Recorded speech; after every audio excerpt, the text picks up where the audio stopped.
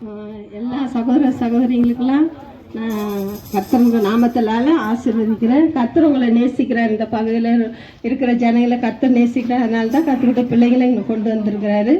என்னுடைய சாட்சியை நான் சொல்கிறேன். நான் இந்து குடும்பத்தில் சேர்ந்தவ தான், இயேசுவை அறியாதவ தான். ஆனால் 40 வயசில் ஆண்டவர் என்னை பேரிட்டு அழைச்சார். முதல்ல எங்கள் அப்பா அம்மா தான் ஆண்டவரை ஏற்றுக்கொண்டாங்க. என்னை கூப்பிட்டாங்க, நான் வரமாட்டேன்னு சொன்னேன்.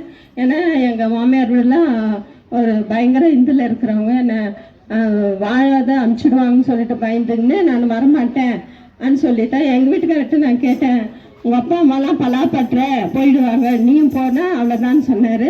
நான் போகிறதில்ல, ஜபத்துன்னு கூப்பிடுவாங்க எங்கள் அம்மா, நான் போக மாட்டேன். அப்புறமா எங்கள் அம்மா எடுத்துன்னு வந்து பஸ்ஸு புது ஏற்பாடு பைபிள் கொடுத்தாங்க. நான் அதை படித்த உடனே தான் ஆண்டவர் என்னை பேரிட்டு, பகலில் தான் நான் படிச்சுன்னு இருந்தேன். சரி என்னதான் இருக்குது இந்த புக்கில் சொல்லி நான் படித்தேன். படித்த உடனே ஆண்டவர் என்னை மனக்கண்கள் திறந்தார். ஆனால் பேரிட்டு அழைச்சார். பகலில் 3 மணிக்கு நான் அதை படிச்சுட்டு தூங்கும்போது எங்கள் அப்பா மாதிரியே குரல் கொடுத்து என்னை பேரிட்டு அழைச்சார். அப்போ எனக்கு தெரியல. எங்கள் அம்மா கிட்ட போய் சொன்னேன். அப்பா வந்தார, என்னை கூப்பிட்டாரு. பக்கத்தில் தான் எங்கள் அப்பா அம்மா இருக்காங்க. ஆனாலும் அப்பா வந்து எனக்கு வந்தாரா வீட்டுக்குன்னு, வரலம்மா இங்கே தான் இருக்கிறாருன்னு. அப்புறம்தான் நான் வந்து ஒரு ஜப வீட்டுக்கு போவேன். அந்த ஆட்சி சொன்னாங்க, பைபிளில் படித்து உன்னை பேரிட்டு அழைச்சி நீ என்னுடையவன், உன்னை கைவிட மாட்டேன், உன்னை விட்டு விலக மாட்டேன்னுட்டு அந்த வசனத்தை சொல்லும் போது தான் ஏசப்பா தான் என்னை கூப்பிட்டாருன்னு அப்போ தான் நான் அறிஞ்சிக்கினேன். நான் பிறந்து வளர்ந்த இது வரைக்கும் நான் இயேசுவை எனக்கு தெரியாது.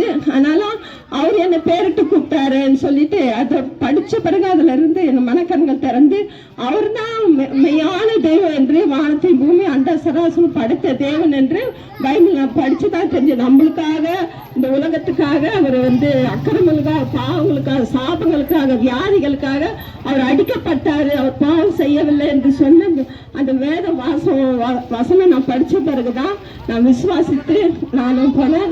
நான் விசுவாசித்து ஆலயத்துக்கு போனேன். எங்கள் வீட்டுக்காரெல்லாம் வரல. ஆனால் எங்கள் பிள்ளைங்கள 2 பிள்ளைங்க வரல. நாங்கள் குடும்பமாக அதுக்கப்புறம் எங்கள் வீட்டுக்காரர் ரட்சிக்கப்பட்டார். பிள்ளைங்களாம் குடும்பமாக ஞானஸ்தானம் எடுத்து சபைக்கு போக ஆரம்பித்தோம்.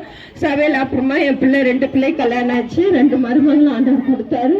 இப்போ கருத்து உயர்த்துச்சு. எங்கள் வீட்டுக்காரர் வந்து சிகரெட்டு பிடிப்பார், அதிகமாக சிகரெட்டு பிடிப்பார். நாளைக்கே 4 பாக்கெட் குடிப்பார். அவர் ஞானஸ்தானம் எடுத்த பிறகு இப்போ ஒப்பு கொடுத்துட்டாரு.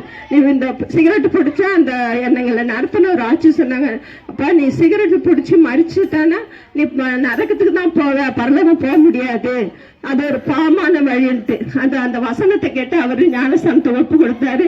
எப்போ ஞானஸ்தானத்துக்கு ஒப்பு கொடுத்தாரோ அவர் மறிக்கிற வரைக்கும் அந்த சிகரெட் எடுக்கவே இல்லை. பாவத்துக்கு மறித்து நீதிக்கு பிழைக்கணும், இது சிகரெட்டு பிடிச்சா இது பாவமான வழின்ட்டு. அப்புறம் அதுல இருந்து அவர் சிகரெட்டை விட்டுட்டாரு. மறிக்கிற வரைக்கும் அவர் சிகரெட்டு பிடிக்கவே இல்லை. கர்த்தர் அந்த பாவத்திலிருந்து விடுதலை ஆகிக்கிறார். குடிச்சா கூட நம்ம மறிச்சுட்டா பரலோகம் போக முடியாது. பாவத்துக்காக தான் அவர் வந்தார். பாவத்துக்கு மறித்து நீதிக்கு பிழைக்க ஆண்டவர் வந்தார். அதனால இந்த பகுதியில் இருக்க ஜனங்கள் ஆண்டவரை ஏற்றுக்கொள்ளுங்க. ஸ்தோத்திரம்.